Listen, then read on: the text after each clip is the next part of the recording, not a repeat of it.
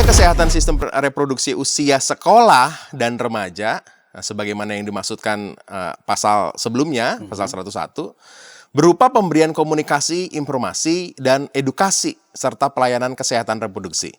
Jadi itu bagian dari proses pendidikan seks sebenarnya. Pendidikan reproduksi, upaya untuk memberikan informasi yang cukup memadai. Saya menduga, atau kita menduga lah bahwa semakin ramai percakapan bagian kecil dari PP 28 ini tentang penyediaan ya, bukan pemberian ya, penyediaan alat kontrasepsi ini untuk remaja atau siswa ini, karena pembicaraan soal seks ini masih dianggap tabu kalau itu dibicarakan kepada siswa dan remaja. Ini mengapa sih dianggap tabu, Pak? Bukan hanya kontennya nggak ada soal apa yang kita bicarakan ini, tapi justru mungkin juga dalam kasus-kasus tertentu, guru sekolah minggunya bisa menjadi penyebab pelecehan seksual dan ada luka-luka tertentu pada anak-anak ini.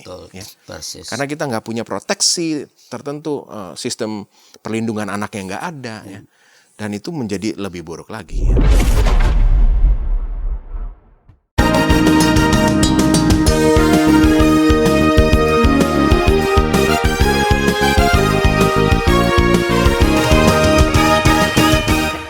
Sahabat TKB, senang kembali dalam berjumpa dengan Anda dalam acara Gema Kasih Indonesia, sebuah program yang dirancang untuk membahas isu-isu yang ada di tengah-tengah masyarakat kita, ya, sosial, politik, ekonomi, ya. Tentu saja di ujungnya kita melihat itu semua dalam perspektif iman Kristiani.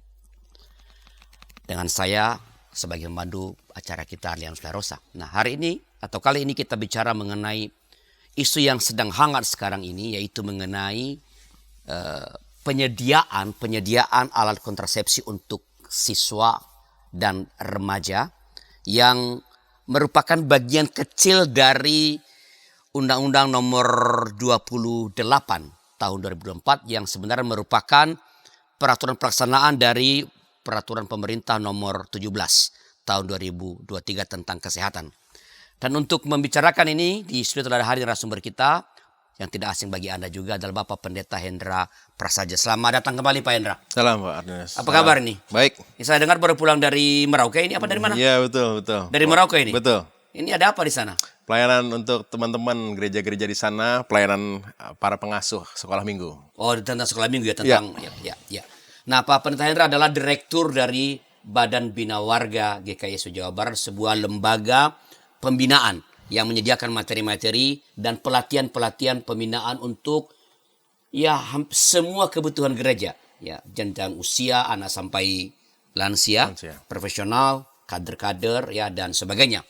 Dan beliau adalah sangat aktif di dalam melakukan pembinaan, pemberian pencerahan terhadap hal-hal yang berkaitan dengan keselamatan anak-anak dan remaja, termasuk sebenarnya kita bicara mengenai penyediaan alat kontrasepsi ini. Pak Pendeta Hendra, sebelum kita lebih detail, ini apa sih isi secara kasarnya kalau yang ada yang diatur dalam PP 28 2024 ini? Sebenarnya kan seperti apa yang Pak Arlianus tadi sampaikan ya. Ini adalah bagian dari sebuah pedoman pelaksanaan dari UU 17 2003 tentang kesehatan. Jadi ada banyak bahasan-bahasan tentang kesehatan. Soal penyandang disabilitas, soal pengamanan zat adiktif ya. Juga pengobatan tradisional. Memang salah satunya bahas juga soal upaya untuk menjaga kesehatan reproduksi.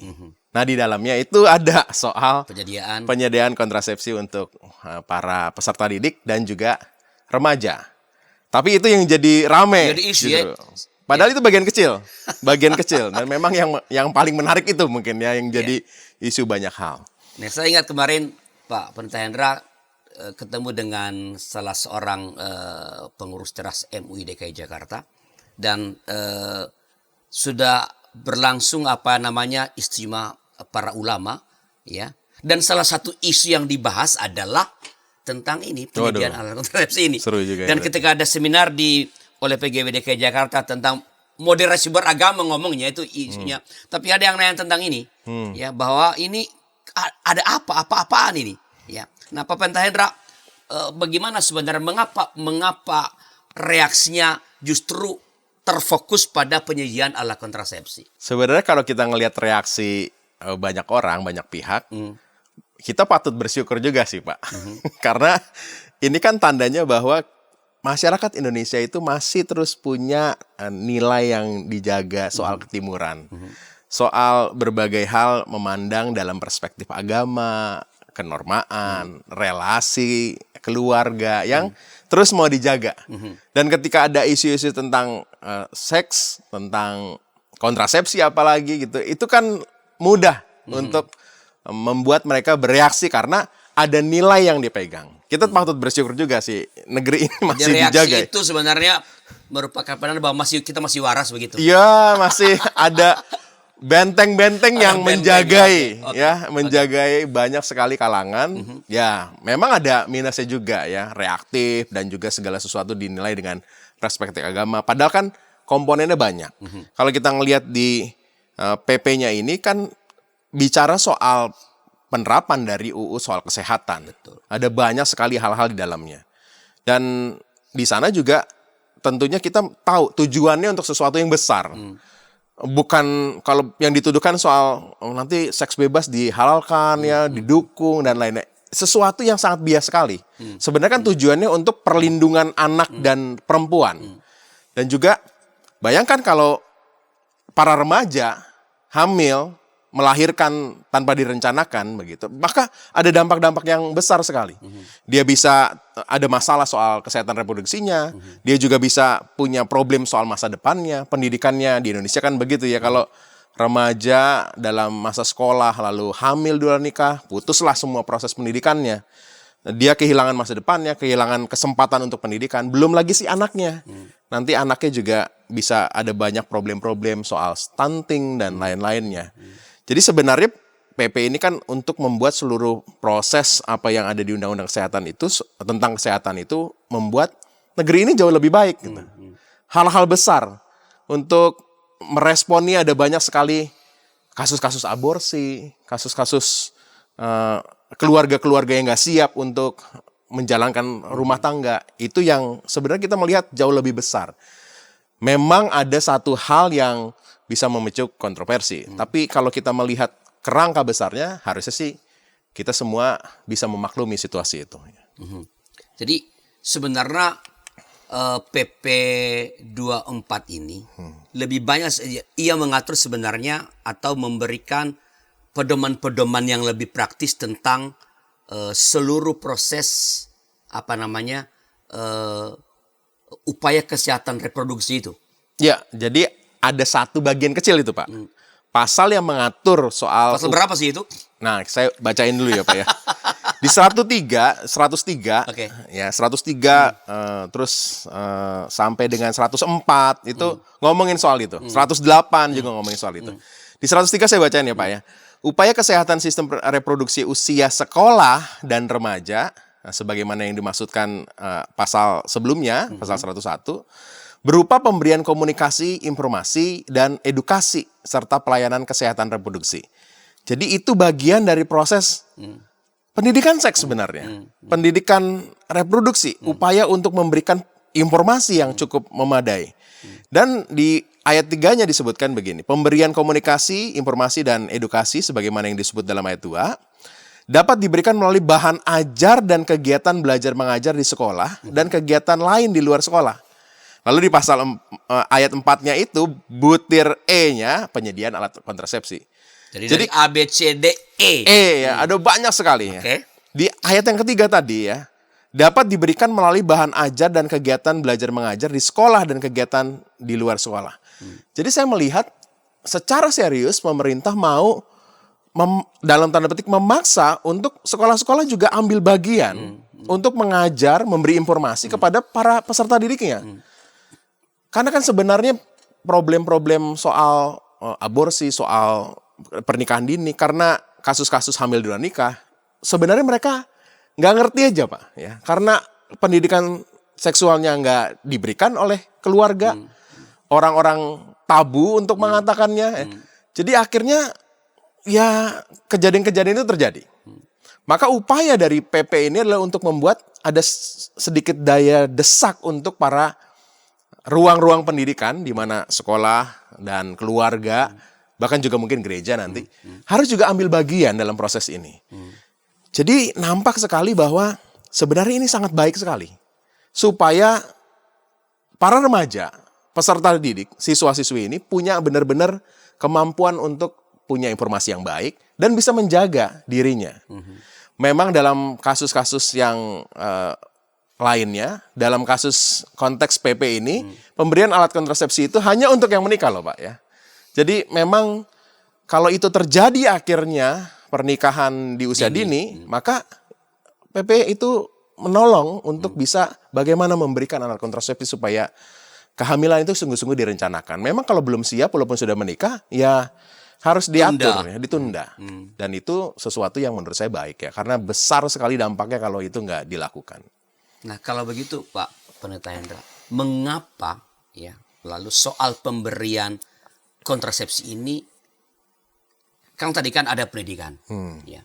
Mengapa tidak cukup hanya dengan edukasi di ruang kelas pakai peraga, begini? Mengapa sampai soal pemberian alat kontrasepsi ini juga menjadi sesuatu yang dimuat di bagian butir E tadi ya dari pasal 100 berapa tadi? 104 ayat 103 ayat yang keempat. Butir E. Mengapa penyediaan alat kontrasepsi? Karena deteksi dini, pengobatan, rehabilitasi, konseling, lalu ada pendidikan di ruang. Mengapa ini apa yang ada di balik itu sebenarnya? Kalau kita ngelihat remaja ya Pak Arlianus ya, kan ini usia yang sangat-sangat kompleks ya. Dia sudah meninggalkan masa anak-anak tapi belum juga sungguh dewasa. Dia ada dalam satu proses di mana tubuhnya semakin kompleks juga, alat reproduksinya semakin matang ya, mulai aktif ya. Ada banyak sekali hal-hal yang mungkin dia juga ingin tahu dan lainnya. Dan nampak sekali beberapa penelitian mengatakan bahwa penyakit menular seksual, kehamilan itu sangat rentan terjadi di remaja karena ketidaktahuan. Dan mereka adalah orang-orang yang karena pencarian jati dirinya, dia mau coba ini dan itu, sedangkan otaknya itu belum utuh sempurna semuanya matang gitu Pak. Di bagian otak yang mengatur soal pertimbangan, soal hal-hal yang memutuskan segala tindakan-tindakan yang harus diambil, itu belum penuh matang.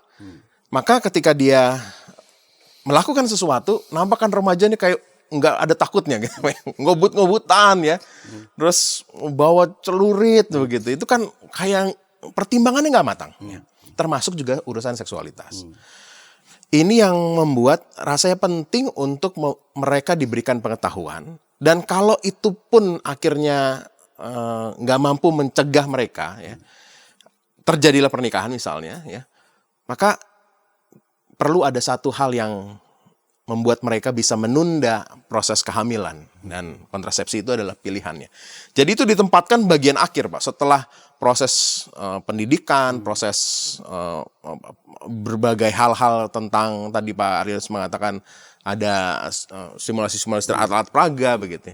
Tapi dalam kasus-kasus tertentu ya diperlukan juga untuk mencegah itu karena ya hasrat keingintahuan mereka yang begitu besar. Apakah ini ada kaitannya sebenarnya dengan, saya lagi menduga-duga nih, pertimbangan pemerintah. Apakah ini ada hubungannya dengan misalnya dalam data yang mengatakan bahwa tingkat aborsi itu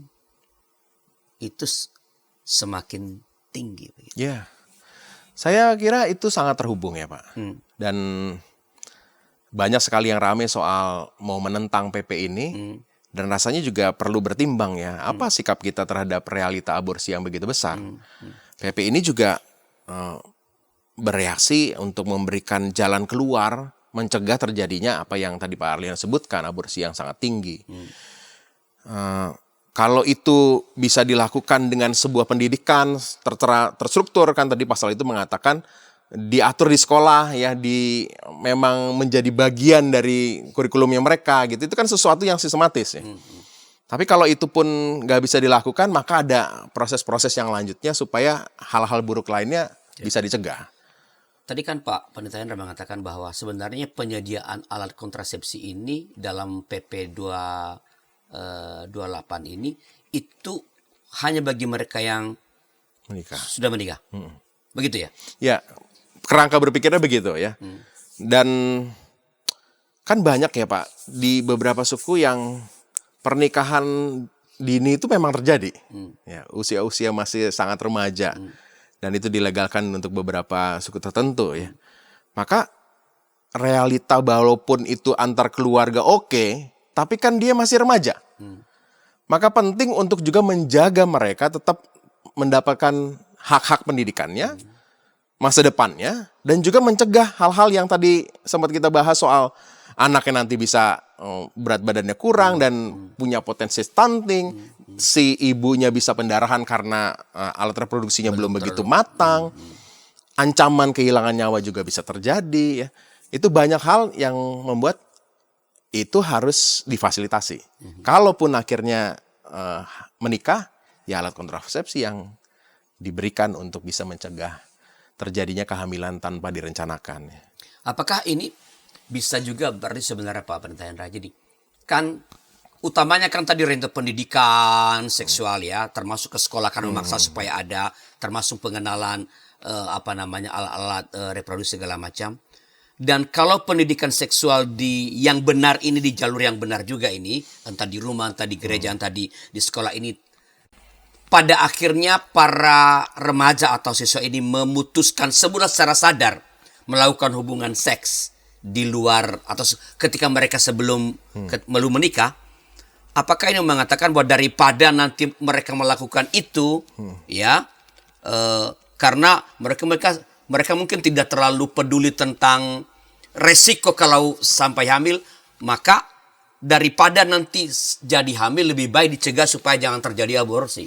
Lebih jauh lagi sebenarnya Pak ya, melindungi si ibu ya, perempuan ketika ia hamil dalam usia remaja sangat berpotensi pendarahan dan kehilangan nyawa ya.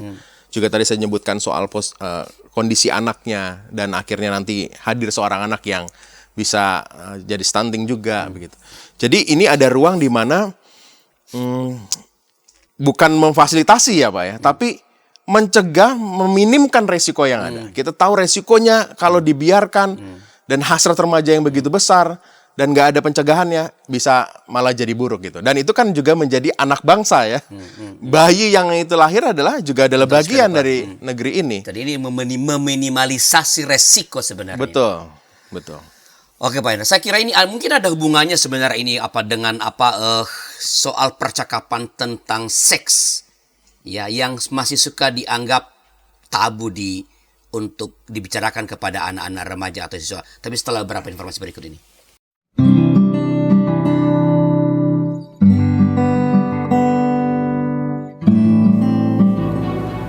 Hi folks, this is Daily Spirit for Youth, a daily devotional that helps you grow closer to God and apply His Word to your life.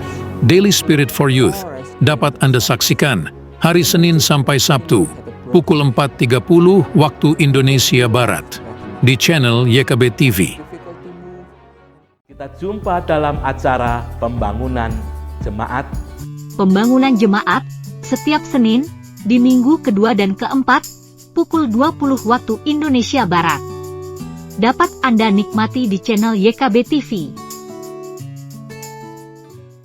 Dari gungkungan malam gelap. Nyanyikanlah nyanyian baru setiap hari Rabu pukul 12 waktu Indonesia Barat. Dapat Anda nikmati di channel Lagu Rohani YKB TV.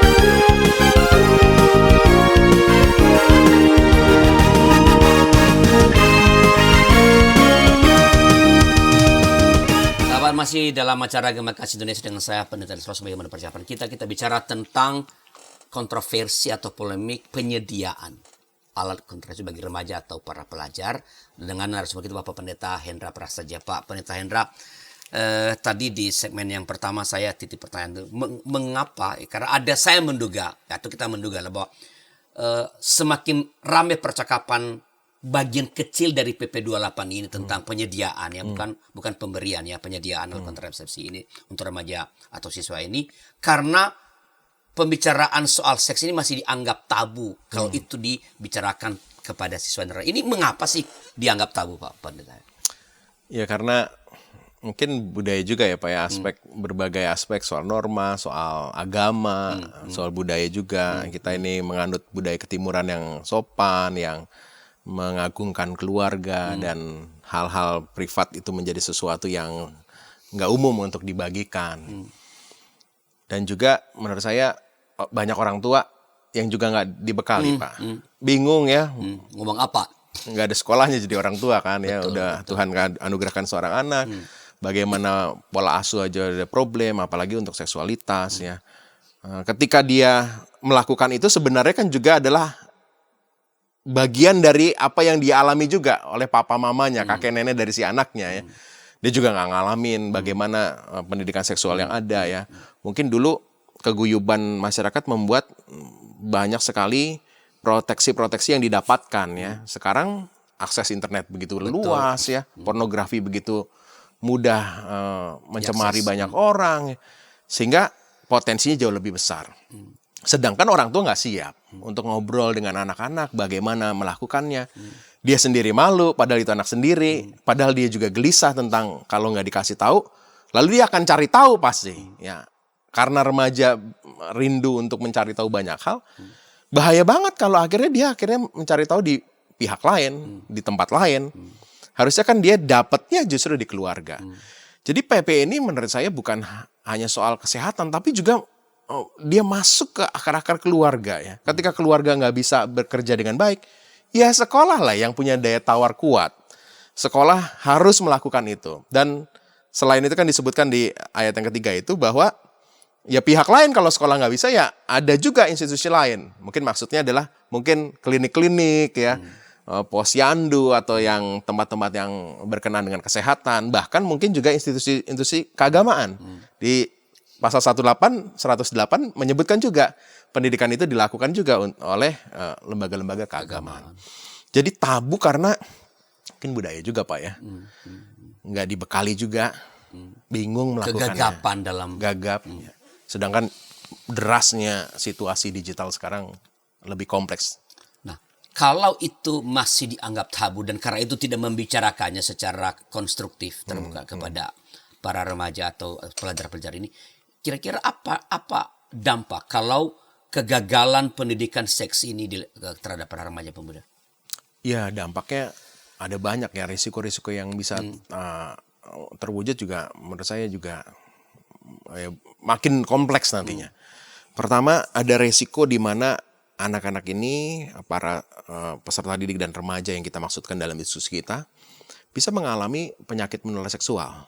Dan banyak data mengatakan usia 15-24 tahun itu adalah kelompok usia yang paling banyak kasus-kasus penyakit menular seksual. Pastinya kan karena mungkin ketidaktahuan pastinya. Karena mereka juga nggak dapat informasi. Lalu juga ada resiko kena kanker serviks yang jauh lebih besar. Karena kuman itu terbawa dan proses kanker serviks itu terjadi karena hubungan seksual, dalam ketidaktahuan remaja itu bisa meningkatkan situasi atau risiko mereka. Katanya remaja yang sudah mulai berhubungan seksual usia 16 tahun, Pak, itu bisa berkali-kali lipat berpotensi untuk kena kanker serviks. Dan karena usia dininya kan? Usia dininya dan juga karena proses berulang-ulangnya itu, Pak. Ya. Berulang-ulang ya. Karena kan ya pasti nggak cuma satu, karena kalau pernikahan cuma satu kan, Pak. Tapi ini kan berganti pasangan, pacarnya dan lainnya. Mungkin orang-orang yang mungkin dia juga nggak kenal. Dan itu membuat potensinya jauh lebih besar. Resiko kesehatannya tinggi banget, Pak. Dan resiko sosialnya juga ya. Ada situasi di mana kehamilan yang tidak direncanakan membuat situasi di mana si ibu ini sekali lagi bisa beresiko luar biasa. Ada satu data yang menarik, Pak, survei demografi soal kesehatan Indonesia mengatakan bahwa ada 30% lebih ya anak remaja perempuan dan juga anak remaja laki-laki yang nggak tahu, Pak, kalau hubungan seksual itu bisa berakibat pada kehamilan. Oh, really? Itu data yang menarik sih menurut saya juga lihat datanya terkejut juga ya. Masa sih gitu. Itu kan buruk sekali kan. Buruk sekali Iya. soal pendidikan di sekolahnya, mungkin juga di keluarganya. Dia sampai nggak tahu dan dia ya melakukan saja gitu tanpa ada ketakutan kalau ada kehamilan. Itu berbanding terbalik dengan misalnya kalau pada zaman saya masih kecil itu kan ada orang tua, kalau pegangan antara laki-laki dan perempuan itu bisa hamil. Jadi kan itu mitos yang mencegah sebuah, kalau kamu pegangan tangan itu kamu bisa hamil. Sekarang hubungan seks itu nggak ngerti bahwa itu bisa hamil. Itu sih menurut saya luar biasa. Berarti kan buruk sekali pendidikan seksual, informasi soal kesehatan reproduksi ya. Dan udah pasti nggak dilakukan oleh keluarga. Bahkan pendidikan pun makanya juga menjadi gagal ya. Kita kan kita belajar biologi aja udah kita tahu ya, begitu ada proses di mana bisa kehamilan itu terjadi. Tapi survei ini menunjukkan, wow, ternyata ada banyak sekali hal yang perlu diinformasikan kepada remaja. Dan itu sangat berisiko. Dan dampaknya selanjutnya, Pak, dampak sosialnya adalah ya si ibu, si bapaknya juga kalau terpaksa menikah ya. Kita sering kali bertemu di mana sekolah-sekolah lalu mengeluarkan anaknya, mengeluarkan siswa yang hamil ya. Dan dia nggak bisa lanjut lagi sekolah. Lalu dia bingung mau sekolah bagaimana ya. Nah, sekarang walaupun saya bersyukur ada lembaga-lembaga yang mulai memikirkan itu dan menerima. Saya kenal ada satu teman di Bandung, Rumah Ruth, yang secara khusus menerima mereka untuk bisa ibu-ibu muda ini tetap menjalankan sekolahnya dengan kejar paket ya. Dan anaknya juga bisa sungguh-sungguh lahir dengan situasi yang baik. Dalam proses kehamilan diberikan gizi yang baik ya, supaya ketika lahir si anak ini bobotnya juga oke, sehingga mencegah proses stunting yang terjadi itu bisa rendah. Yang itu menurut saya sesuatu yang baik sekali. Tapi realitanya banyak sekolah nggak terima, dan itu mengakibatkan hak anak akan pendidikan, akan identitasnya hilang. Gara-gara hanya dia nggak dapat informasi, gara-gara hanya dia nggak dibantu untuk sadar dan dicegah, ya. Hilang semua haknya. Padahal kan itu yang dan paling hilang masa penting. depan itu kan. Ya begitu. Dan Hilang saya merasa menjadi sangat concern juga tentang ini, karena bagi saya anak-anak perlu mendapat haknya. Dan PP ini bukan sekedar hanya soal kesehatan, tapi juga adalah sebuah hak dari anak-anak ini. Dan ini menentukan juga kehidupan banyak pribadi, baik si ibunya maupun juga anaknya yang lahir nanti ya. Juga banyak kesan dari masyarakat juga mendiskreditkan para bapak-bapak muda ini ya, yang jadi hak anak akan pendidikan, kehidupan yang layak, identitas juga. Ya nggak bisa dipungkiri banyak sekali anak-anak yang hanya punya ibu juga memiliki trauma-trauma tersendiri ya di masyarakat kita, dan kita perlu mencegah itu. Dan PP ini menurut saya juga membantu ruang itu di mana bisa terselamatkan sebuah generasi, Pak. Ya Pak, bertanya kan kita tadi berbicara tentang bahwa sebenarnya sampai saat ini kan pernikahan usia dini masih terjadi di sejumlah daerah tertentu karena ya kebudayaan cara atau persepsi. Lalu bahwa hubungan seks pranikah juga sebenarnya kalau dari survei-survei yang kita lihat misalnya itu kan hampir dianggap umum gitu terjadi di kota-kota besar.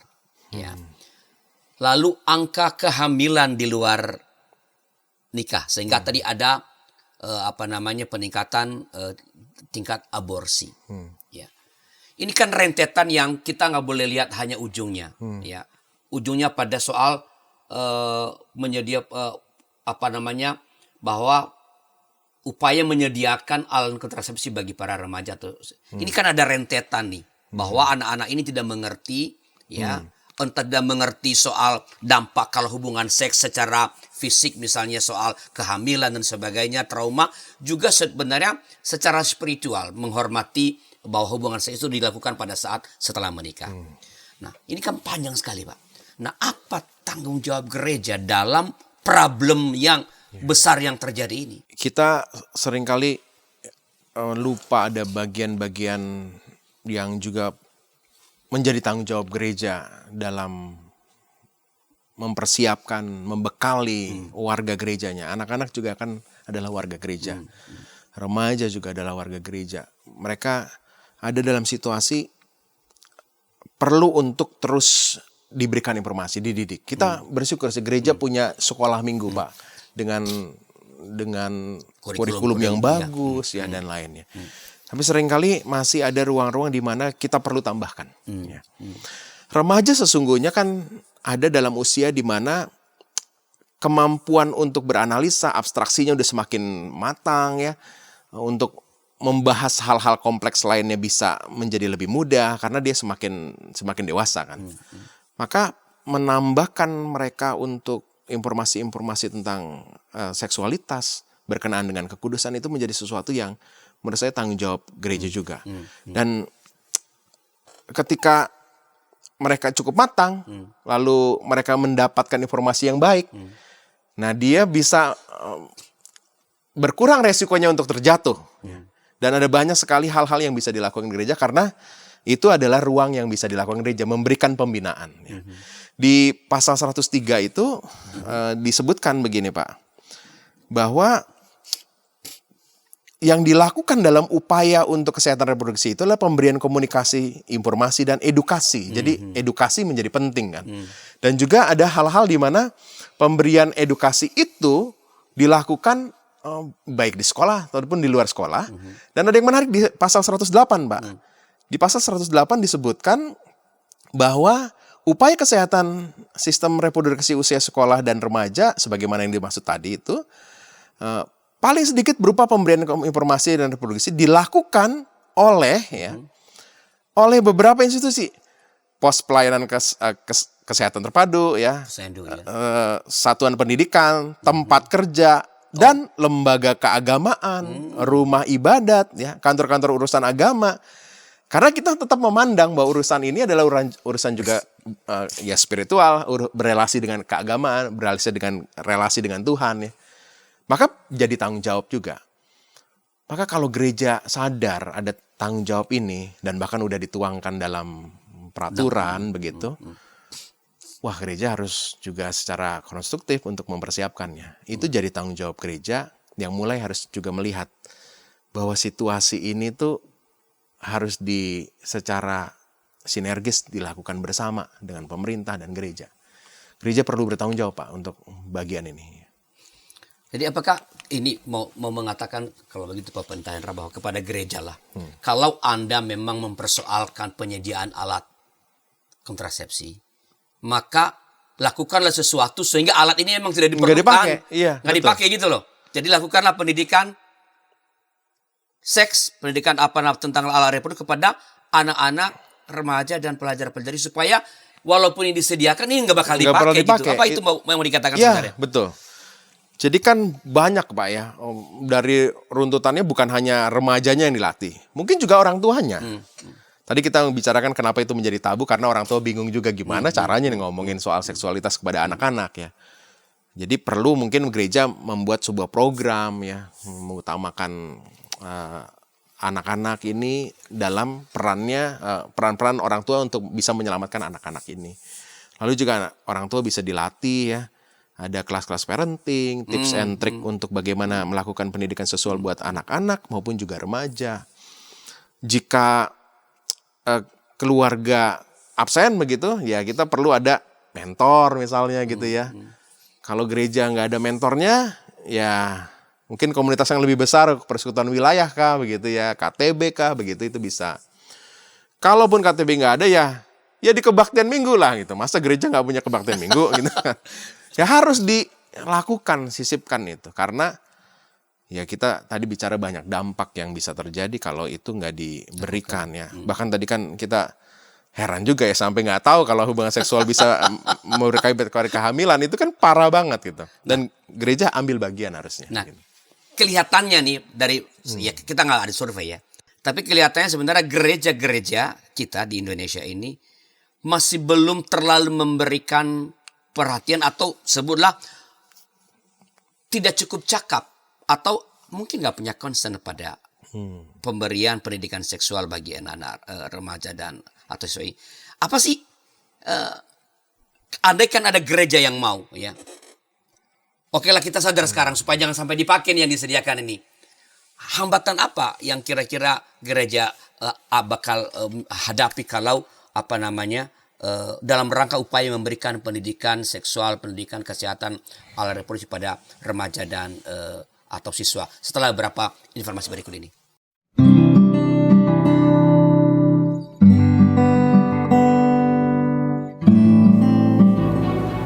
Hi folks, this is Daily Spirit for Youth, a daily devotional that helps you grow closer to God and apply His Word to your life. Daily Spirit for Youth dapat Anda saksikan hari Senin sampai Sabtu pukul 4.30 waktu Indonesia Barat di channel YKB TV. Kita jumpa dalam acara Pembangunan Jemaat. Pembangunan Jemaat setiap Senin di minggu kedua dan keempat pukul 20 waktu Indonesia Barat. Dapat Anda nikmati di channel YKB TV. Dari kungkungan malam gelap, Nyanyikanlah nyanyian baru setiap hari Rabu pukul 12 waktu Indonesia Barat. Dapat Anda nikmati di channel Lagu Rohani YKB TV.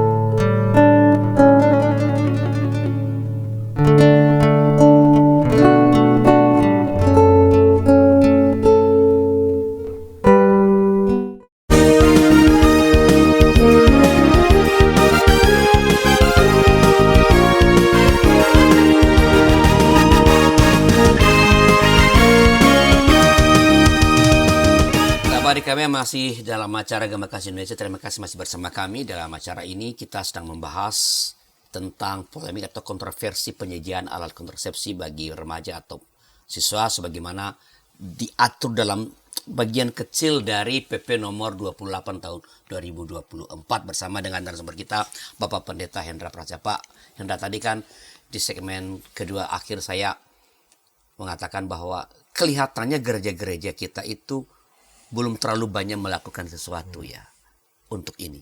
Ya. Ini apa penyebabnya? Apa kendalanya? Ya, saya merasa bahwa ketika pandemi datang, ya, melanda, gereja sempat berhenti kan Pak. Ya. Tapi nampaknya bahkan pandemi pun tidak bisa membuat gereja berubah gitu. PA, kebaktian masih tetap ada, pindah ke online semua, masih situasinya masih mirip lah, hanya platformnya aja yang beda.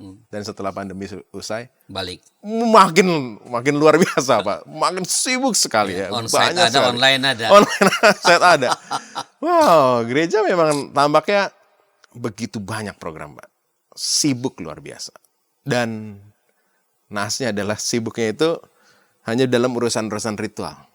Ya. Ibadah hari Minggu udah kita akui harus ada ya. Itu sebuah bagian penting kan ya. Lalu di luar hari Minggu ternyata juga ada ibadah-ibadah yang lain. Dan sama ya. Polanya sama, bentuknya sama, orangnya juga sama. Orangnya juga sama ya. Baktian rumah tangga, ucapan syukur, ada ini tuh. Ya. Wah, saya ketemu dengan beberapa pendeta di beberapa gereja di daerah misalnya gitu ya. Itu luar biasa Pak ya. Mereka khotbah itu sepanjang hari mungkin ya. Hari Minggu udah khotbah, kemudian dia ada khotbah ibadah syukur lah, ibadah wilayah. Di hari Minggu juga bukan cuma di gereja kan. Dari gereja lalu ada syukur apa di rumah. Syukur apa di rumah. Saya nggak bayangin kapan dia nyiapin khotbahnya ya gitu. Jadi wajar saja kalau urusan yang kita bahas ini Tidak nggak jadi perhatian. Karena para pengambil kebijakannya juga mereka tersita perhatiannya. Jadi bukan nggak memberi perhatian sih, tapi nggak punya lagi daya untuk, karena urusan-urusan begitu banyak, Pak. Dan memang nggak ada tenaga khusus. Ya. Pendeta banyak yang juga nggak siap atau nggak bahkan terinformasikan dengan baik ya bagaimana melatih para orang tua untuk bisa melakukan pendidikan seksualitas dengan baik. Gereja sebenarnya nggak nol-nol banget sih Pak ya. Kita sekolah minggu ada. Menjelang pernikahan kita ada bina pranikah ya. Ada bina pranikah ketika lalu menikah. Nah, ketika menikah punya anak tuh ada momen yang menurut saya penting dan seringkali lewat. Di mana orang tua ketika membaptiskan anaknya tuh ditanyain ya di liturginya itu, apakah kalian bersedia mendidik anak-anak kalian sampai dengan secara pribadi menerima Yesus gitu. Itu dilakukan. Tapi gereja Alpha nggak mempersiapkan orang tua yang punya anak untuk bisa melakukan janjinya itu. Dan pendidikan seksual itu adalah salah satunya juga. Parenting adalah bagian di dalamnya kan. Dan itu yang seringkali terlewat karena para pelayan di gereja terjebak pada kesibukan-kesibukan rutinnya itu. Padahal kita sadar di luar itu juga ada banyak hal-hal yang diperlukan. Maka kalau nggak ada tenaga khusus lainnya, ya udah nggak ditertangani. Kan satu pendeta yang nggak mungkin lah dia bisa nanganin semuanya. Maka kalau ada orang-orang yang concern juga, itu menjadi baik sekali ya. Dan para pelayan kalaupun ada, guru-guru sekolah minggu misalnya, mereka juga nggak terbekali dengan baik. Saya bertemu dengan beberapa gereja yang secara mudah sekali mengundang seseorang jadi guru sekolah minggu ya, tanpa kurasi tertentu gitu Pak ya. Asal ada yang mau. Asal ada yang mau, ada yang mau itu syukur gitu ya. Itu bahaya sekali kan ya. Bukan hanya kontennya nggak ada soal apa yang kita bicarakan ini, tapi justru mungkin juga dalam kasus-kasus tertentu guru sekolah minggunya bisa menjadi penyebab pelecehan seksual dan ada luka-luka tertentu pada anak-anak ini. Ya. Persis. Karena kita nggak punya proteksi tertentu, sistem perlindungan anak yang nggak ada, ya. Dan itu menjadi lebih buruk lagi. Ya. Keluarga nggak disiapkan, bingung dia nyampein bagaimana. Pendetanya sibuk dengan ritual ibadah, lalu di dalamnya juga ada monster-monster yang bisa membuat akhirnya kasus-kasus ini malah jadi kompleks. Jadi tanggung jawab gereja terhambat dengan beberapa hal itu ya. Andai kita bisa memandang bahwa ada hal-hal penting yang kita harus juga bicarakan, sebenarnya itu bisa dirangkai sekali dayung 2-3 pulau terlalui Pak ya. Kalau kita punya mekanisme yang baik tentang gereja ramah anak misalnya, kita pernah berdiskusi soal itu. Itu kan bisa sekali dayung semuanya bisa terjalani dengan baik. Bukan hal yang mustahil gitu lah Pak. Bisa kok, ada polanya. Apa Pak Hendrong mengatakan sebenarnya gereja-gereja ini kegiatan ritualnya itu tolong ditata gitu loh. Yeah. Itu penting ya, tapi ada hal lain juga yang tidak kalah pentingnya, itu pendidikan seksual kepada anak-anak ini yang perlu gereja segera memberi perhatian melaksanakannya, kalau tidak bahaya menanti generasi penerus bangsa kita ini. Ya, saya berjumpa dengan satu gereja di Merauke kemarin. Mereka mengatakan mereka menganut sebuah simple church gitu ya. Okay. Ibadah hari Minggu. Sekali aja itu. Lalu yang lainnya menjadi kelompok-kelompok kecil. Yang di dalamnya menjadi ruang sharing berbagai tema. Salah satunya soal ini juga. Soal remaja, soal kesehatan seksual ya. Karena kelompoknya kecil, jadi lebih mudah, Pak. Dan si pendetanya mempersiapkan para pimpinan-pimpinan itu. Jadi gak semuanya berpusat satu orang ya. Dia bisa menggerakkan banyak pribadi dan temanya bisa beragam kan. Mungkin yang satu ngomongin soal parenting, yang satu ngomongin soal kesehatan reproduksi, yang lain soal ekonomi dan lainnya. Terserah gimana. Tapi ruang-ruang itu menjadi semakin mungkin dilakukan. Nggak sentral pendeta aja begitu ya. Dan banyak kok potensi yang ada di gereja. Para pekerja pemerhati anak juga kan banyak di gereja ya. Nggak bisa berdayakan begitu. Pak Hendra, tadi kan kita mengatakan bahwa ini sangat penting, ya, ini sangat penting. Lalu kita lihat bahwa di tengah-tengah masyarakat agama maksudnya, ini muncul reaksi yang cukup ramai tentang salah satu bagian dari dari PP 28 ini 2024 tentang penyediaan alat kontrasepsi bagi remaja dan siswa. Pada sisi lain kita bilang ini ada rentetan panjang, ya, bahwa pendidikan kalau mau ini tidak dipakai, lakukanlah tugas-tugas ini. Nah, di tengah-tengah polemik seperti ini, ada yang menentang, ada juga yang mengatakan ini jalan pencegahan yang baik. Apa pesan pastoral Pak Pendeta terhadap sahabat DKB dan mungkin terhadap gereja-gereja berkaitan dengan isu ini mengenai kontroversi atau polemik sebenarnya lebih tepat, polemik di masyarakat agama, di antara tokoh-tokoh agama lebih tepatnya sebenarnya tentang penyebutan penyediaan alat kontrasepsi dalam PP 28 2024. Saya sebagai pegiat anak, saya fokus pada keberpihakan pada anak, Pak. Gereja harus menyadari bahwa anak punya hak yang wajib dipenuhi. Hak pendidikan, hak kehidupan yang layak, hak kesehatan. Dan itu gereja harus ambil bagian di dalamnya. Ya. Jadi itu yang pertama. Keberpihakan pada anak membuat kita punya juga langkah yang lainnya. Yang kedua, kita penting untuk menyadari bahwa gereja selalu mengedepankan pembinaan iman tentang kekudusan. Ya. Maka pendidikan kesehatan reproduksi adalah bagian juga yang sangat berkenaan dengan hal itu.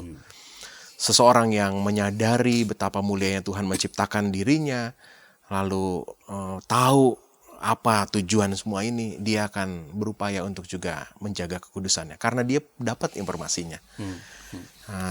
Jadi bukan hanya sekedar karena takut Tuhan, tapi karena dia bersyukur akan apa yang Tuhan berikan pada tubuhnya.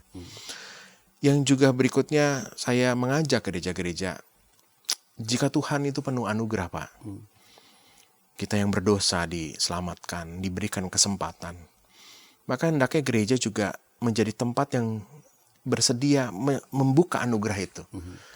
Anugerah yang memulihkan. Anak-anak, adik-adik yang sudah menjadi korban, yang karena ketidakmengertiannya lalu jatuh, gereja harus merangkul mereka. Gereja harus lalu membuat mereka nggak lalu jadi terjebak pada dampak-dampak lainnya yang panjang. Kalau memang ada kasus hamil di luar nikah, dalam ketidaktahuannya mereka, maka gereja harus menyambut mereka untuk bisa membantu mereka menyadari kesalahannya.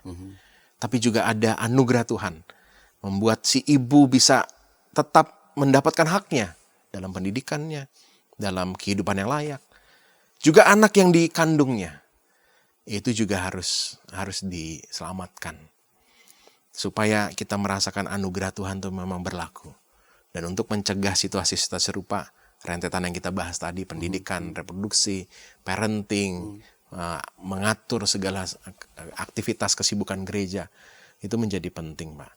Jadi gereja harus jadi tempat di mana anak terpenuhi haknya, penuh dengan anugerah, dan semua yang dilakukan gereja adalah upaya kita bersyukur. Dan upaya itu bukan hanya berkenaan dengan ibadah, tapi juga pembinaan-pembinaan. Nah, ini kita kan akan menyongsong nih nanti tanggal 20 September hari kontrasepsi sedunia. Ya. Sebagai penutup, apakah ada yang mau Pak Hendra mention tentang ini berkaitan dengan hari kontrasepsi sedunia ini? Bahwa ini dengan adanya harinya saja itu untuk menandakan bahwa dunia memandang ini sesuatu yang sangat penting. Silakan, Pak. Saat kita mendengar kata kontrasepsi, sering kita berpikir berkenaan dengan kebebasan seks. Ya. Tapi sesungguhnya adalah menjaga manusia. Hari kontrasepsi sedunia 26 September itu digagas oleh beberapa lembaga keluarga berencana, Pak. Jadi sungguh-sungguh memandang keluarga sebagai bagian yang harus direncanakan karena itu ada karya Tuhan yang besar. Maka mari kita melihat itu sebagai bagian besar untuk mewujudkan kehidupan yang jauh lebih baik. Bukan itu sebagai sarana untuk memuaskan diri, tapi justru ada konsekuensi supaya itu terhindarkan. Tapi keluarga sungguh-sungguh hadir dan manusia mendapatkan haknya. Kita harus punya kedewasaan dalam memandang kontrasepsi itu.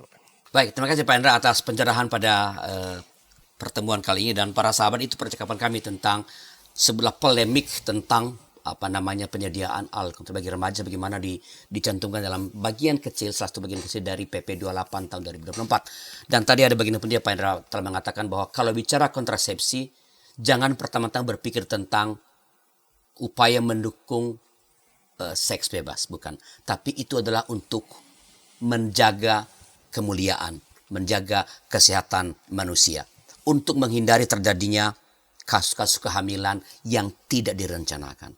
Karena kehamilan adalah anugerah Allah, ya, dan anak adalah anugerah luar biasa dari Allah, maka itu harus direncanakan. Pandanglah itu dalam cara pandang sebagaimana yang sudah kita bicarakan di sini. Bila ada masukan-masukan, silakan kirim kepada kami lewat nomor 0812-8188-9191. Terima kasih sekali lagi dan sampai jumpa pada percakapan dengan topik yang lain. Tuhan memberkati.